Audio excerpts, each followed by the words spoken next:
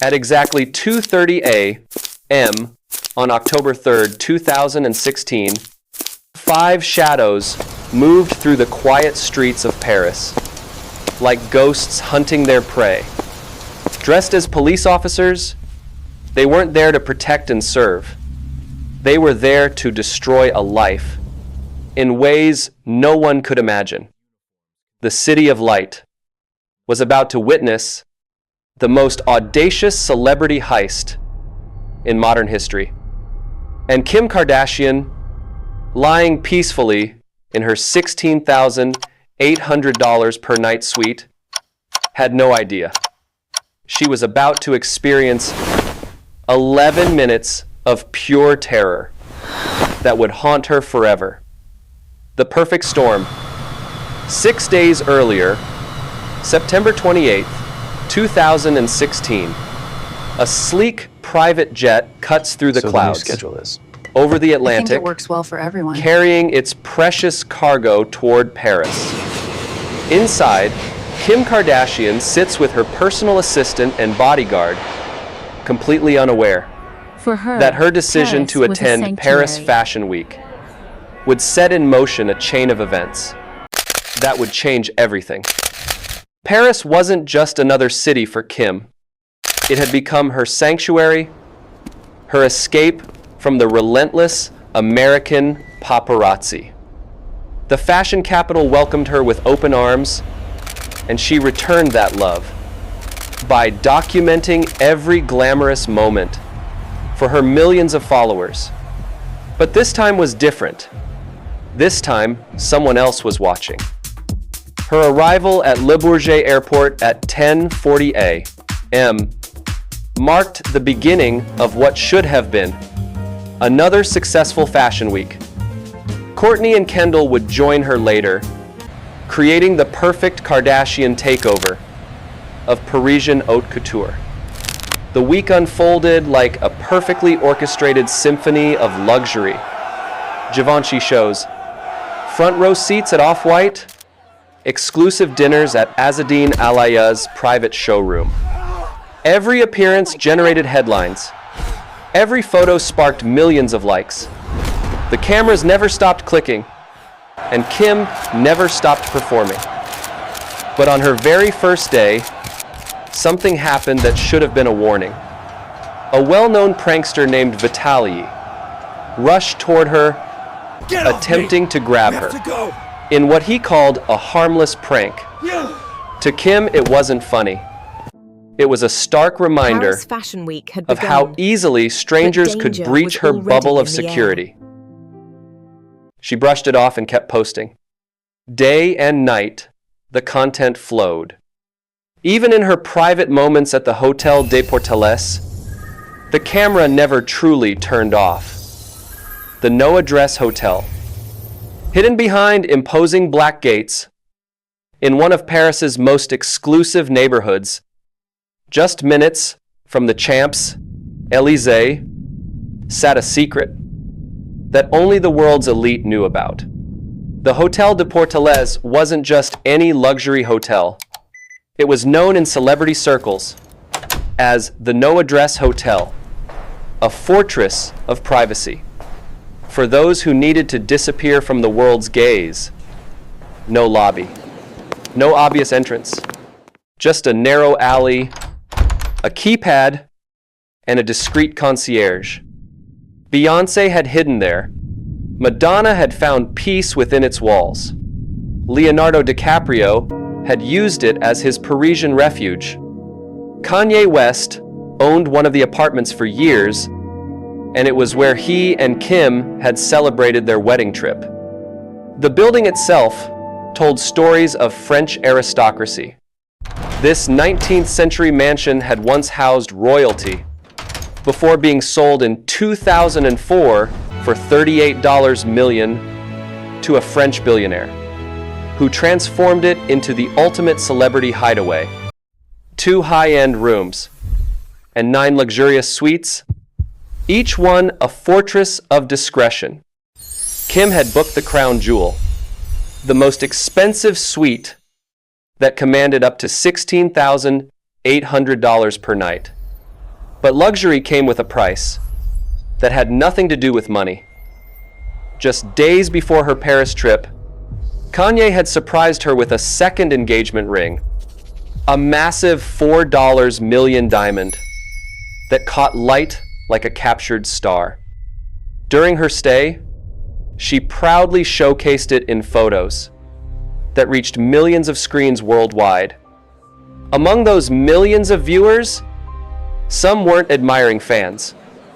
They were calculating predators who saw not a celebrity, but a walking treasure chest. The hunters.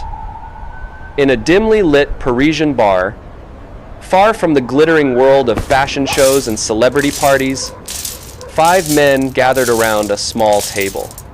Their conversation wasn't about runway trends or designer collaborations. These men had come from the banlieues, the rough suburban neighborhoods that most tourists never see, where survival often meant taking what you needed from those who had too much. They weren't fashion insiders. They were seasoned criminals, and they were planning the heist of the century. But this wouldn't be a typical smash and grab operation.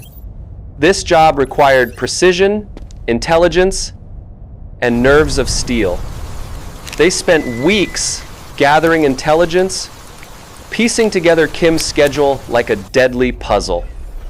They discovered her patterns. They confirmed she would be alone on certain nights. They studied the hotel's layout, memorized the surrounding streets, and timed the police patrols down to the minute. Every detail mattered because they would only get one shot. The plan crystallized.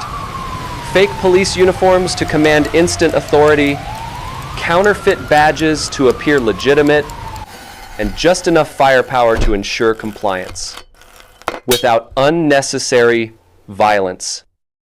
They would strike fast, take everything, and vanish into the Parisian night, like they'd never existed. The roles were assigned. 2 men would wait in the entrance courtyard, controlling the escape route. 2 would breach the suite and handle the target. 1 would remain outside as a lookout, their eyes and ears for any approaching danger. The stage was set. The players were in position. All they needed now was the perfect moment. The calm before the storm. The black marketeer. October 2nd blended into October 3rd, like any other night in the City of Light. The 3 Kardashian sisters had attended another exclusive dinner at Azzedine Alaïe's showroom, the kind of intimate gathering that made headlines in fashion magazines worldwide.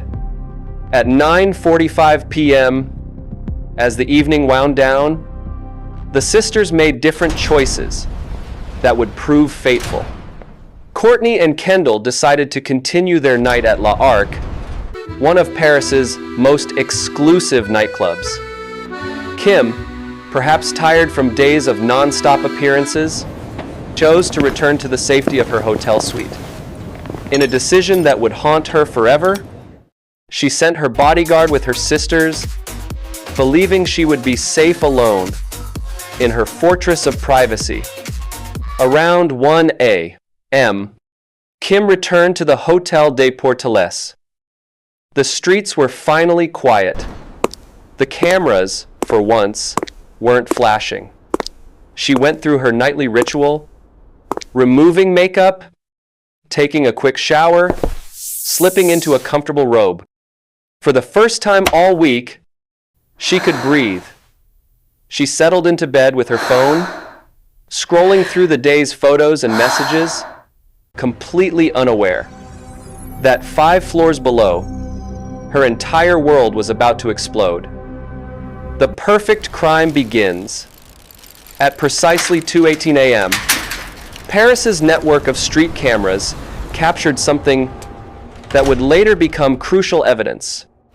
3 figures on bicycles, dressed in police uniforms, approached the hotel from different directions. Behind them, 2 more men followed on foot. The hotel's main entrance was locked at this hour, accessible only by security code, or by someone inside buzzing visitors through.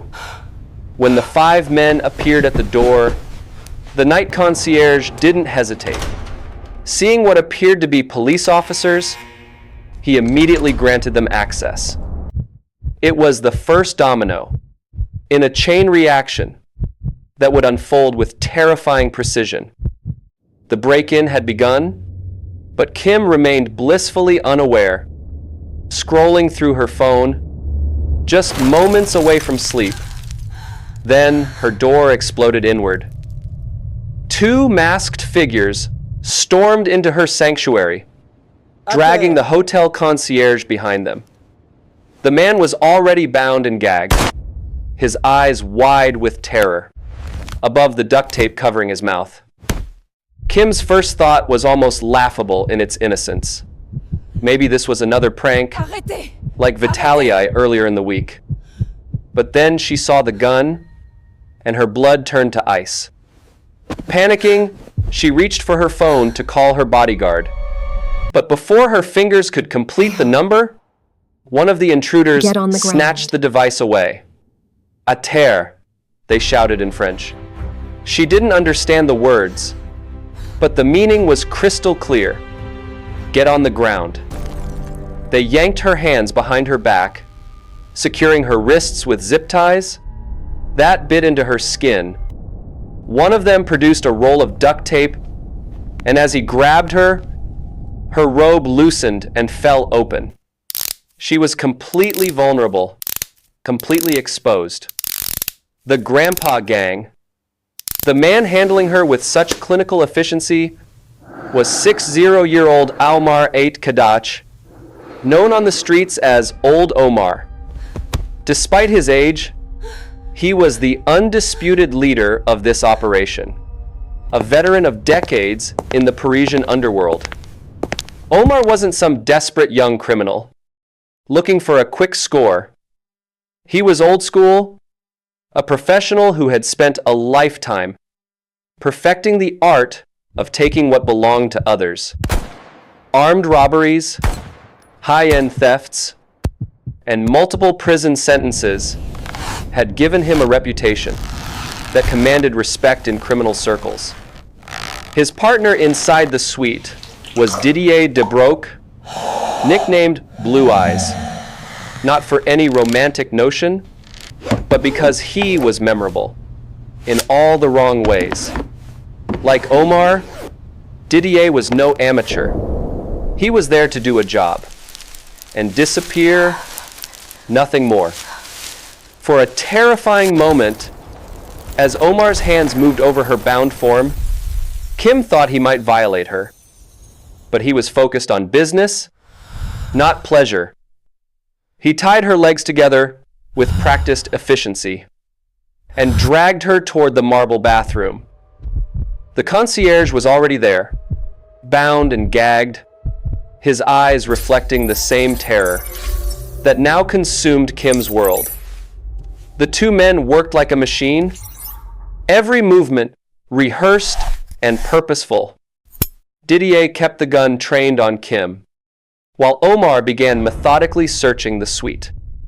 He was looking for something specific, and Kim was about to learn exactly what that was. La bague. The whispered demand. Omar approached Kim, where she lay helpless on the cold bathroom floor. He didn't shout. He didn't threaten. Instead, he whispered 2 words that would echo in her nightmares for years. La bague. The ring. Kim shook her head frantically, not in defiance, in confusion. She didn't speak French. She couldn't understand what he wanted. Omar grabbed her wrist, lifting it toward the light. Kanye's $4 million diamond engagement ring caught the gleam like a captured star. Understanding cut through the terror. This wasn't random. They hadn't chosen her suite by chance. They knew exactly what they were after. The massive diamond slid from her finger, as easily as her sense of security slipped away. But they weren't finished. Not even close. The men moved through the suite like sharks in bloody water, sweeping up everything of value. Necklaces, earrings, watches, gold. Millions in jewels, gone in minutes.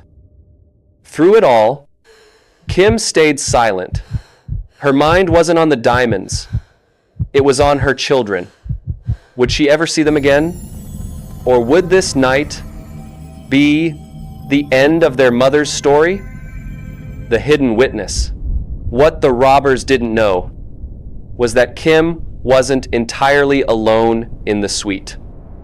Her friend and stylist Simone was sleeping in a downstairs room, completely unaware of the nightmare unfolding above her.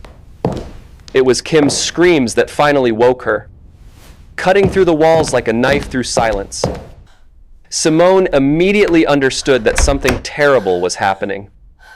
She ran to the bathroom and locked herself inside, her heart pounding as she fumbled for her phone. Her call to Kim's bodyguard sparked a desperate race across Paris. He was at the nightclub with Courtney and Kendall when Simone's frantic call came through. He immediately abandoned his post and rushed toward the hotel. But he was fighting against time and traffic in a race he couldn't win. Meanwhile, the fifth member of the crew, 2-year-old Eunice Abbas, the oldest of the group, was monitoring police radio frequencies from the courtyard below. When he heard chatter indicating that law enforcement might be responding to reports of suspicious activity, he immediately signaled the others. The warning sent a wave of urgency through the operation. They had what they came for. But now they needed to vanish before their perfect crime turned into a disaster. The vanishing act. Before disappearing into the Parisian night, the robbers secured Kim in the bathroom, ensuring she couldn't immediately raise an alarm. Then they executed the most brilliant part of their plan, their escape. Instead of speeding away in cars that could be tracked and identified, they simply rode away on bicycles. In a city where cycling is common at all hours, 5 men on bikes attracted no attention whatsoever. They blended into the urban landscape and disappeared as if they'd never existed. By the time Kim's bodyguard reached the hotel, the robbers were already miles away, probably celebrating their success in some anonymous cafe, while dividing up the most valuable jewelry haul in celebrity crime history. For those first crucial hours, it seemed like they had pulled off the perfect crime. The world reacts. Simone found Kim still bound in the bathroom and helped free her from the zip ties and tape. Once liberated, Kim immediately called the police, though she hesitated when they arrived. After all, the robbers had been dressed as police officers too. In that moment, she couldn't be sure who she could trust. The responding officers were initially confused about why anyone would target this particular American woman. The police chief had never heard of Kim Kardashian and had to Google her name to understand the magnitude of what had occurred. When he saw her follower count, millions upon millions of people who hung on her every word and image, he realized they were dealing with something unprecedented. Within an hour, the story had exploded across global media. Headlines screamed about the biggest individual robbery in France in over 20 years. In an unprecedented declaration. Across the Atlantic, Kanye West was performing live when someone whispered the news in his ear. He stopped the show immediately, told the confused audience that he had a family emergency, and made arrangements to fly to Paris on the next available flight. The investigation began immediately, but the robbers had been thorough. No fingerprints. They had worn gloves throughout. No DNA evidence initially found. The bicycles they used had been stolen earlier that week, making them untraceable. Even their phones were burners that would lead nowhere. As they escaped, one of the robbers dropped Kim's platinum cross, worth around $31,000, onto the street. A passerby found it the next morning. But by then, the rest of the jewelry had likely already begun its journey to Antwerp, Belgium, the diamond capital of the world, where precious stones disappear into a network of dealers and craftsmen who can transform stolen goods into untraceable treasures. The aftermath. Kim flew back to New York that same morning, her face hidden under a black blanket, as photographers captured her return. For the first time in her adult life, she went completely silent on social media. Friends reported that she barely spoke for weeks. She stayed home with her children, trying to process trauma that no amount of wealth or fame could have prepared her for. The experience changed her fundamentally. The woman who had built an empire on sharing every detail of her life suddenly understood the price of that openness.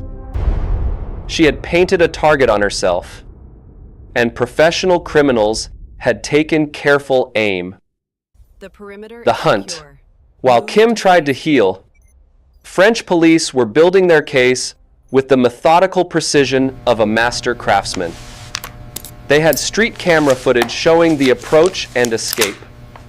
They had witness testimony from the concierge and hotel staff. Most importantly, they had DNA evidence that the robbers didn't know they had left behind. The zip ties used to bind Kim's hands contained microscopic traces of genetic material. In the criminal justice system, DNA is often the difference between suspicion and conviction. 3 months after the heist, French police executed a coordinated operation that spanned Paris and its suburbs.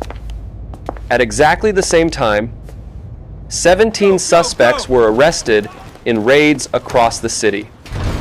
Among them were all 5 men who had entered Kim's suite that night, plus the support network that had made the crime possible. Yunus Abbas was pulled from his bed, his dreams of a perfect retirement shattered by the sound of police battering down his door. Omar, Didier, and the others faced the same rude awakening. Months of believing they had gotten away with it ended in a single morning. The trial, the case that finally came to trial, revealed the full scope of the operation. 10 people faced charges ranging from armed robbery to handling stolen goods.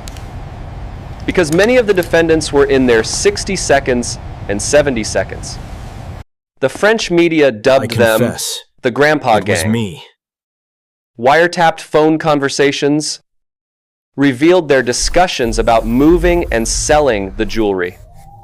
Street cameras captured their bicycle escape through Order Paris. in the court. Most damning of all, is in. DNA evidence directly linked both Omar and Eunice to the zip ties used to bind Kim. Faced with overwhelming evidence, the men had no choice but to confess. Omar even wrote Kim a letter of apology during the trial, though it provided little comfort It has to be an inside job. to a woman who still betrayal jumped at from unexpected within. sounds and couldn't sleep without thinking about that night. In May 2025, Can you confirm your identity, 8 please? of the 10 defendants were found guilty. Omar received 8 years in prison. The others got sentences ranging from 3 to 8 years. However, under French law, they could potentially been a avoid significant actual development. imprisonment if they stayed out of trouble for a specified What do you period. see here? A provision that shocked Just many dust, observers. mostly. The missing millions. The trial answered many questions, but left one crucial mystery unsolved. Where was the jewelry? Despite extensive investigations, almost none of the stolen items were ever recovered. Kim's famous $4 million engagement ring remains missing to this day. Likely transformed beyond recognition in some Antwerp workshop, or sold to a private collector who will never display it publicly. The total haul, over $10 million. Not just money lost, but the destruction of irreplaceable personal treasures. Some pieces carried a sentimental weight that no insurance payout could ever restore. Theories and suspicions. Not everyone believed. The robbery was simply a crime of opportunity. Some investigators suspected inside help, pointing fingers at the hotel concierge, who had let the fake police officers into the building so easily. Others focused on Kim's driver, the last person to see her before she entered the hotel that night. He was among the 17 people arrested, raising questions about whether someone in her inner circle had provided information to the robbers. These theories were never proven, leaving a shadow of doubt over those closest to the victim. The changed woman, the Kim Kardashian who returned from Paris, was fundamentally different from the one who had arrived for Fashion Week. She implemented massive security changes, traveled with professional protection teams, and, most notably, stopped flaunting expensive jewelry on social media. The woman who had built her brand on openness and sharing suddenly understood the price of transparency. Every post now carried the weight of potential danger. Every public appearance required security assessments that had never been necessary before. She took a break from social media that shocked her followers and the entertainment industry. For someone whose life was her brand, silence spoke louder than any words could. Even now, years later, the trauma lingers. Kim has spoken about how the experience still haunts her, how it changed her relationship with fame, privacy, and personal safety. The robbery lasted 11 minutes. The recovery continues to this day. The lessons. The Paris robbery exposed the dark side of celebrity culture in the social media age. Kim's detailed documentation of her luxury lifestyle, her exact location, and her valuable possessions had created a perfect storm of temptation for criminals with the skills and the connections to act on it. It raised uncomfortable questions about the price of fame and the responsibility that comes with influence. When someone has millions of followers watching their every move, privacy becomes not just preference, but a matter of physical security. The case also highlighted the international nature of modern crime. The jewelry likely traveled from Paris to Belgium to destinations unknown, following ancient routes used by thieves and fences for generations. The legacy. Today, the Hotel des Portales still operates as a luxury hideaway for celebrities, but with significantly enhanced security measures. The narrow alley and discreet entrance remain, but the illusion of perfect safety has been forever shattered. Kim Kardashian continues to be one of the world's most famous people, but her relationship with that fame has been forever altered. She still shares her life with millions of followers, but with a caution born of trauma and tempered by hard-won wisdom. The Grandpa Gang proved that age doesn't always bring wisdom. Sometimes it just brings sharper skills and more dangerous connections. Their success, even temporary, inspired copycat attempts and reminded law enforcement that seasoned criminals can be more dangerous than desperate amateurs. We'll need to move the equipment through this The section. $4 million engagement ring seems more viable for remains missing, likely sitting in a private collection or transformed beyond recognition.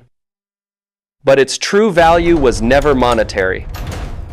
It represented security, love, and a simpler time before Kim learned that fame makes you a target.